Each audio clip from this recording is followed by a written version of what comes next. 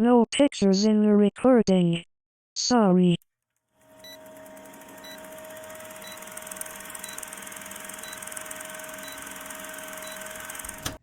Barish, a simple villager, had been stricken with a dreadful disease.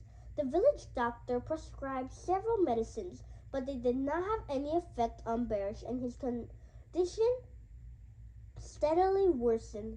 A doctor from a nearby city was summoned, yet he too was unsuccessful in helping Barish. One day, when Barish was feeling particularly ill, he called his wife to him and requested of her, "Please, dear wife, go to the Rabbi of Rezinsk and ask him to bless me with a refuah shalema." His wife, who was equally concerned about her husband's health, heeded his request and immediately set out for the nearby village of Rezinsk. On the way, she met a friend of hers who was looking very sad.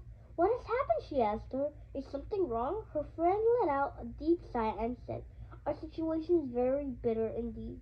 We owe a large sum of money to our landowner for the inn we have received from him, and we do not have the means with which to pay it. The landowner has already threatened to expel us and even possibly punish us. Tell me, my friend, what should we do?" she asked, and burst into tears. Barish's wife took pity on her friend and wanted to help her. "Perhaps you would like to join me," she offered. "I am on my way to the holy tzaddik of Rizin." The woman liked the idea, and so it came to be that the two friends arrived together at the home of Reb Yisrael. Upon their arrival, they requested of the Rabbi to write a kvittel on the Rebbe, describing their plight. The Rabbi prepared two kvittels and gave one to each woman. No one noticed, however, that he had mistakenly switched the two papers, and so the wife of the sick man handed the Rebbe a kvittel which described her financial burden in paying a large amount of money to the landowner. The Rebbe's situation, the countenance of the kvittel, and fell silent, deep in thought. The woman waited anxiously for the Rebbe's response. Her sick husband was so desperate to hear powerful words from the tzaddik. Suddenly the Rebbe looked up and said, "Hashem will send a salvation." The woman happily left the room and waited outside for her friend. The other woman handed the kvittel, and the Rabbi Sorrel, read it and said, "You should place two couplet glasses on his back." Without asking any questions, the woman left the room, yet she did wonder what connection there could be between cupping glasses and owing money to the landowner. She firmly believed that the tzaddik's word had to be obeyed to their fullest, and that his advice would surely bring about salvation. The two women returned to their homes, both certain that the tzaddik's word would be fulfilled. "No, what did the Rabbi say?" the innkeeper asked his wife. To the innkeeper's astonishment, the woman repeated the Rebbe's answer. "I'm not sick," he said. "I need money with which to pay the landowner." Several days passed, and the day on which the money was due arrived. The innkeeper was at loss.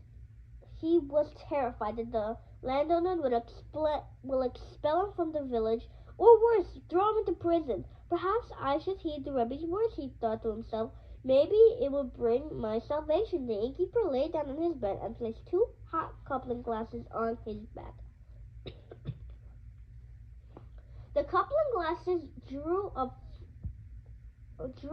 flesh, causing great pain. He tossed and turned on his bed, finding no rest. Suddenly there were loud knocks on the door. A policeman sent by the landowner barged in and declared, "I am here to warn you that if you don't pay up today, you will regret it."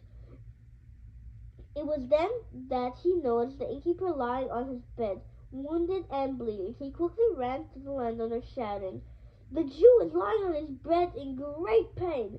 "Impossible," the landowner angrily declared. "I saw him only yesterday, as healthy as ever. Bring him to me in his sick bed at once." The landowner's servants hurried to obey their master's order and brought the innkeeper over to the courtyard of the palace.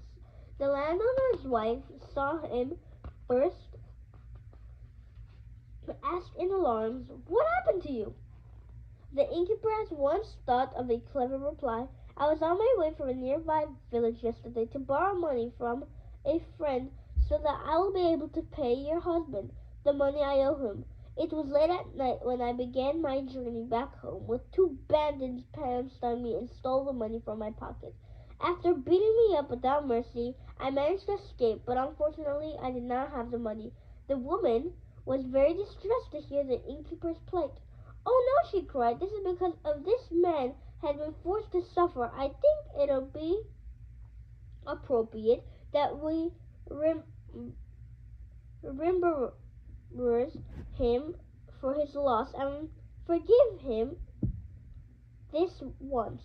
She went over to his husband, the landowner, and said, "Please allow him to use the inn rent-free for the next 3 months," she pleaded. The landowner had no choice but to agree. Thus the innkeeper was saved from the merit of the Rebbe's words. When Rabbi Yisrael heard of what had transpired, he said, "When the woman came to me, I did not know how to help her. Hashem sent her salvation in the merit of Iminas Chachamim." The end.